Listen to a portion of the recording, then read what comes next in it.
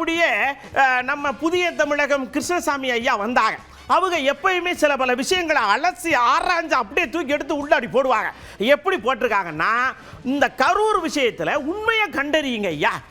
அந்த நிகழ்வு நடந்த பிறகு அதனுடைய உண்மைத்தன்மையை கண்டறிவதற்கு பதிலாக அரசியல் உள்நோக்கத்தோடோ அல்லது அரசியல் காழ்ப்புணர்வோடோ அல்லது ஒருதலை பட்சமாகவோ அந்த கட்சியின் மீதே முழுமையாக குற்றச்சாட்டு சுமத்துவது அல்லது அந்த தலைவரை மட்டுமே பொறுப்பாக்க வேண்டும் என்று சொல்லுவது நியாயமாகுமா? இது வரக்கூடிய காலகட்டங்களிலே எப்படிப்பட்ட மோசமான விளைவுகளை உருவாக்கும்?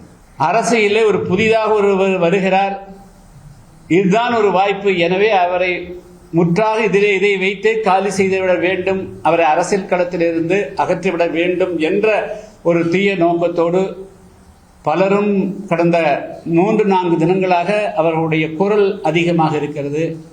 இதெல்லாம் சமூகத்தில் சரியானதாக இருக்குமா என்பதுதான் என்னுடைய கேள்வி.